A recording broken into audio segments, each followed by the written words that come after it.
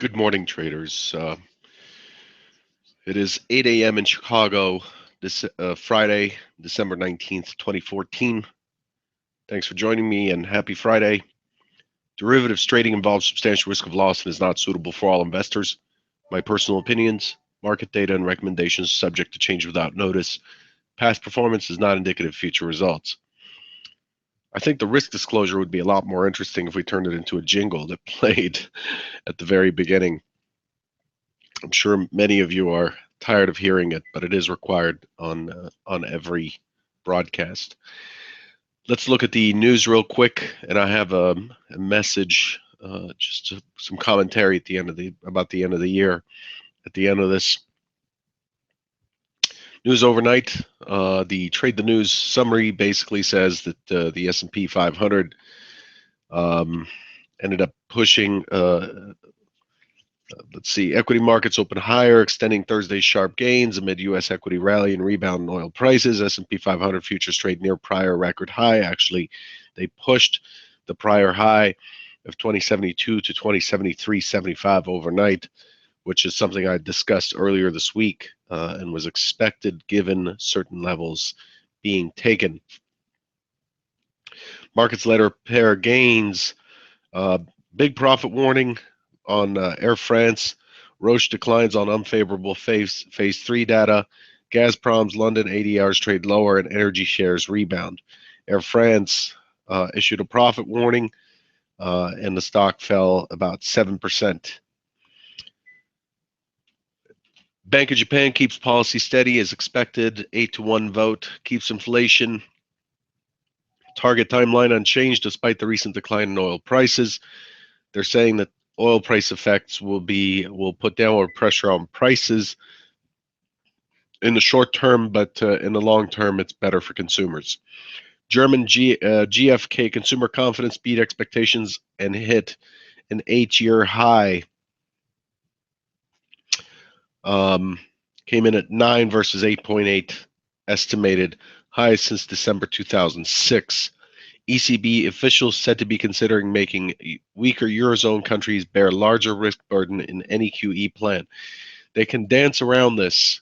ECB can dance around this all they want, but ultimately they're going to have to convince Germany that they need to submit to a full QE plan at some point. Just things are not, as much as they try to put lipstick on a pig, things are not really as peachy as they like them to be. Looking ahead at what is coming out today, 9 o'clock Central, that's 30 minutes after the open. Fed's Evans gives opening remarks in Chicago. At 10 o'clock Central, U.S. December Kansas City Fed manufacturing activity, 7 estimated, 7 prior. At 11:30, Fed's Lacker speaks on economy in Charlotte, North Carolina. Nothing else on deck that would be a market mover for us. So let's move on to the technical picture. A quick review of yesterday and yesterday's Trader Bite. So yesterday gave us a gap. As you can see here, we had a gap. We opened at 2035. The primary idea from yesterday was for the market to take out the overnight high, which was, I forget what it was. Let's see what it was. Overnight high 2036. 2036, the expectation was the high to be taken, and then we expected responsive selling back into the 2025 to 2030 high volume zone. I showed you this composite chart, this composite chart, micro composite chart from October 31st going forward, and I had explained that we're expecting responsive selling into it. And there it is. So you can see here we opened at 2035, took out the overnight high, initial push down into 2029.50 into this high volume area. And I discussed that it's likely to be choppy here. The primary hypothesis is we're probably going to see some chop, and then if the chop gives in, we're likely to see it dropping and falling down into the 21, and then we start working on prior levels towards 2014 from the top. Remember, 2014 was this week's over-underline, and we gapped right through it big time. Hypo 2 was exactly what took place yesterday. We opened responsive selling. We found a base of support against this high volume node. Again, I'm not putting these levels up. These are just representations. These little circles that you see are representations of volume going back to the 31st of October. And you can see here, I mean, this is really a great illustration of why I got rid of all indicators, lagging indicators and all that stuff, and I trade the auction and price action, and couple that with probabilities and homework to come up with trade ideas. What we're seeing here is a very clear illustration, because the market does not have the influence of QE maybe tapering, maybe not. The Fed may be doing something, maybe not. It's free to trade under its own power. The auction is proceeding naturally, and this is what it's like when it does. So here we have a push into the high volume area. We find support. We push back into it, get down to 2026 or so, 2026.75 or so early. And then we find support again, and we start pushing up. Where does it go? Where does it go? It goes right to the high volume, the microcomposite VPOC and the high volume area. So it's hard to see here, but you could see that it's pushed from one high volume node through to hit our target. Remember, our primary target above yesterday, mentioned in yesterday's video, pre-market was 2047. There it is, 2047. Remember what I said, and I'm not trying to say I told you so. The whole point of these trader bites is to get you to look at the market for what it is, rather than being caught in calculated levels and pivots and things like that. You can use that, but you must understand how the market works first. I told you, I had indicated that 2041 quarter was a key area to test.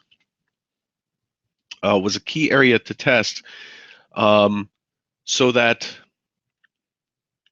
if we regain this upper microcomposite balance, you see this is where we made our new highs on the March contract. Everything's adjusted to March here by 7 points.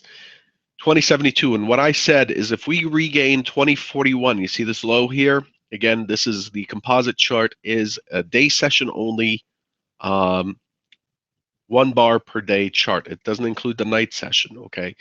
And what I'd said is if it regains this territory, then the next step is it's likely to go to the point of control, 2060.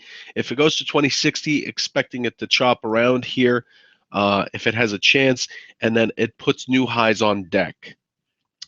That's what I said yesterday, and that's the normal course of an auction. The market moves from balance to imbalance to balance to imbalance. In other words, it moves from value, and then it slips through lack of value, it finds other value, it slips through lack of value, finds other value, and so on and so forth. And that's why we track where the high volume nodes are. And in order to do that, you need a good data feed, you need a good platform that does not aggregate the volume data. So yesterday, we pushed to 2041 early. Look at this, the IB high, 2041 and a quarter, exactly the low of that balance. We rotate all the way back down. Nice big rotation down to 2026.75 for 14.5 points. And then we find buyers again, and we push through. So we have a range extension down, but the range extension down does not get any support because it's in this really heavy volume area, really key area of support. Buyers step in and they push it through the other side.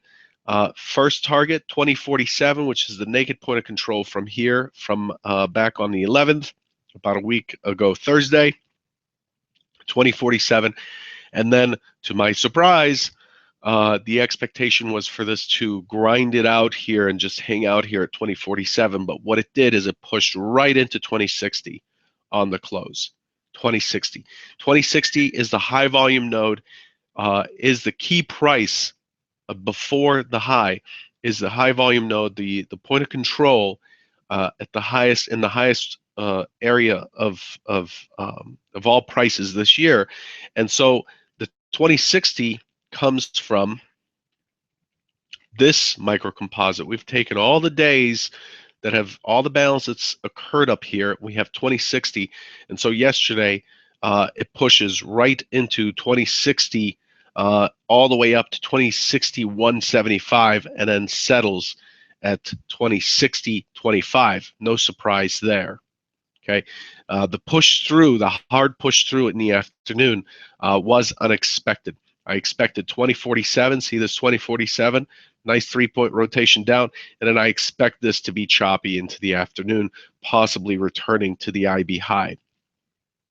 But instead, buyers really turned on the engines and took off with it, and then the buying shut off right into our next area.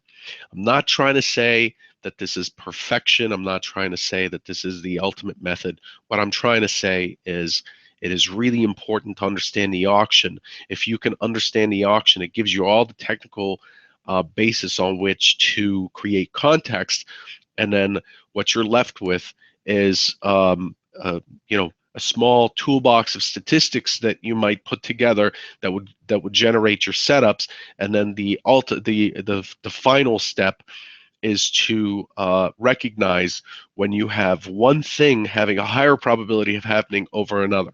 Our entire existence as traders, in my opinion, our entire existence as traders consists of understanding leverage and risk. Very important when you're trading futures and options and Forex. Once you understand that, you know that the only thing you can do is cut losses when they occur. The next thing is to understand that all you're doing is betting on a higher probability of something happening over another. And that's a very difficult thing for people to deal with and understand. So I can never know which trades will work. It's impossible. Wouldn't be here talking to you if it was possible. But what we can determine is what has a better chance of happening, given the story that has occurred before it, given everything that's happened before. What is likely to happen? What's the probability of one thing overcoming another? And then we define how much we're willing to risk on that bet, because the outcome of every discrete bet is 50-50. We define risk because we can only bet so much. Our risk, when we're talking about risk and stops, essentially what we're setting is how much money we're willing to deposit in order to see how the trade unfolds. What happens a lot of time is a lot of people, it's kind of like going to Vegas, showing up at the table with your entire account, putting your entire account on the table in chips, and then saying, you know what, I think I'm gonna bet $200, I think, on black or whatever. And then as the ball is spinning, they're sitting there and they're throwing more and more and more chips on the table, because they're allowed to do that in the futures market in trading. You're not allowed to do that on an actual table. And they keep throwing and throwing and throwing and throwing money. And what you have to do is take your account and try to get as many trades off as possible so that your edge can show up over time. I won't get into that too much. I talk about that a lot, but it's really important to understand why I'm looking at this as an auction, because it is. It's exactly an auction, and the market rotates from high volume to high volume. Market either accepts or rejects low volume, and depending on whether it rejects or accepts it, it tells me what is next, what is likely to happen next, and I'm betting on that. Okay, so this morning we pushed through to new highs. We pushed through to new highs here, 2073.75. Nice big push right right at midnight. And then we floated down since then, of course, on the European news, Air France and so forth. And it's come back to basically where we closed yesterday. We have a small gap. The profile overnight is heavier than normal. The volume is heavier than normal. It has been for the last couple of nights. The profile is not giving us any indications at all, really. The mid and the point of control are in the same spot. 2066 looks like it might give us resistance on the open. The overnight high is pretty high up. There's a thin area below us from yesterday. I think it's vulnerable.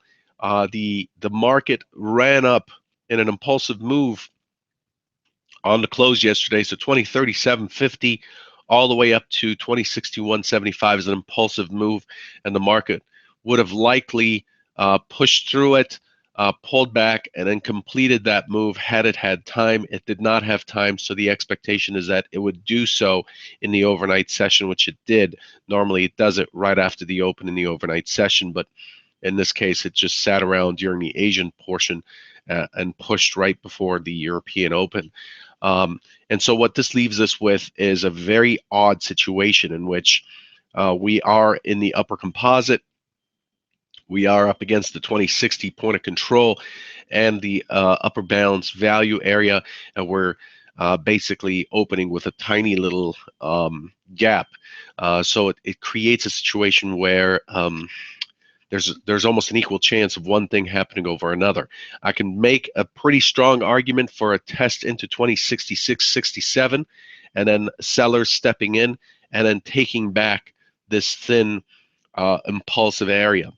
But at the same time, I can make an argument for a continuation, for a pullback this morning, and then a continuation of this impulsive move that has occurred. Impulsive moves act bizarre once the session is over.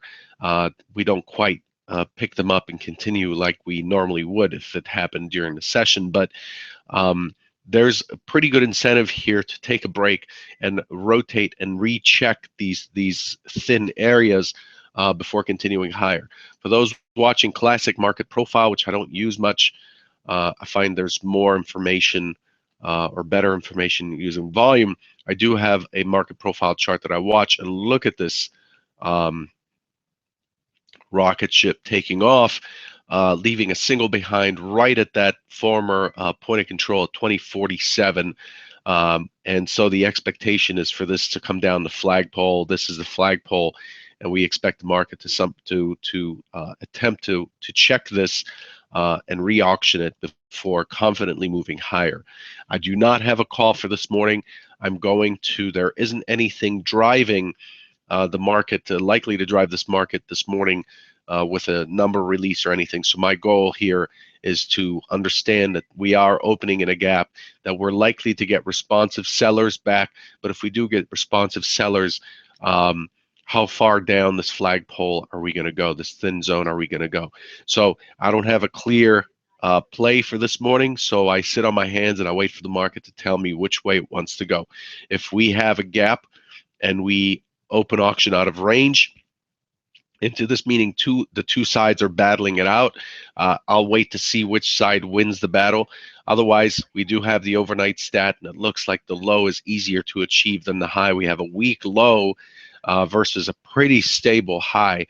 So, I lean a little bit, call it 55-45, towards a test higher into the 2067, responsive selling back into the overnight low, and for it to push down to some point within this thin volume zone. Okay, I don't have anything clearer than that. I'm going to wait it out and see what happens. The last thing I wanted to talk about, I know this is getting lengthy. Last thing I wanted to talk about is it is the end of the year. Christmas is around the corner and the holidays. Many of you probably take this time to evaluate what you've done for the year, if it's worth it, if you should try to trade, if you should continue to trade, if you should pursue something else. And I want to make sure that as you're making those plans and you're having that discussion with yourself, your spouse, your significant other, or whomever you feel accountable to financially, I want to make sure that you're not falling for the old deranged expectation thing that comes with everybody trying to sell you on trading. I want to make sure my goal here with this part of the discussion is to tell you that doing this job requires a high level of commitment. Okay, and in my experience as a professional trader and as someone who's backed prop and has trained prop traders, my experience, the highest obstacle in your way is not likely to be technical. It is it generates from a kind of poor understanding of how you respond to risk. Risk is the name of the game. There is high risk here, especially in leveraged products like futures and options, as I'd mentioned. So it requires you, the commitment is not in, hey, I'm going to show up and I'm going to do my homework and follow this routine every day and then soon it'll pay off. The commitment is really about how you're going to affect change within your mindset and within yourself in order to align yourself with the market. What I see is people coming in and having their own ideas of how things should work as trading goes, either from a book or some course online or some guru or whatever, and they're trying to impose that on the market. It doesn't work. It doesn't work. The level of commitment required is directly correlated with, one, how much time you're willing to put in to study uh, to study probabilities and how the market actually operates. This is what I'm all about. The auction, how it's operating, context, bias. Then we look at setups and so forth. Giving you setups without you understanding the bias, the context, how the market rotates, the auction, moves, moves that are harmonic versus moves that are impulsive, all that stuff, it's not going to help you because you're just going to apply the same tool. It's like giving you a hammer and saying, go build a house. Well, you're going to hammer everything, including the glass. You need to understand that there are different contexts and different processes for different things. Two, understanding your relationship with risk. The biggest challenge to training a trader is getting them to accept losses. So if you're not someone if you're someone who feels like working hard and fighting is the way to go, then the market's going to teach you a thing or two. The other thing is, don't expect that just because you deposited $5,000 in some broker's account and trading at $500 leverage, that somehow you're going to earn $80,000 a year. It's unrealistic. It really is. It's unrealistic. It requires a lot more than that. Your education, if you're doing this as a job, your education alone would cost you more than that. So take your time, deleverage your account. At stage 5, we demand 50% leverage. To begin with, we can negotiate that down, but I'm really adamant about keeping people delevered because it gives you time, it gives you a chance to kind of slow yourself into your mistakes, and you're going to commit many.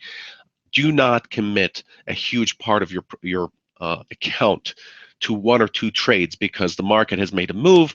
And the excuse I hear is, well, it went against me so far, there's no way I was going to get out. Wait, if it went against you so far, that's when you have to get out.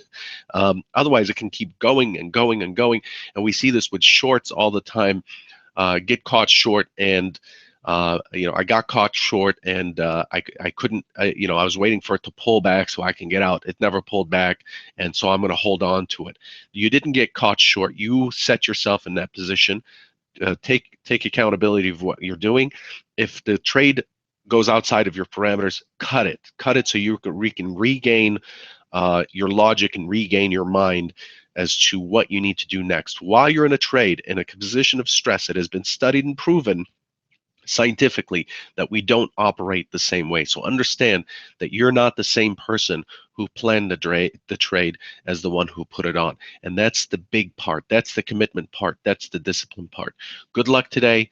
If I don't hear if you take off and you're not around next week, have a wonderful holiday. I'm going to be around next week and not around the week after that. Good luck to you, and I wish you the best for 2015. Take care.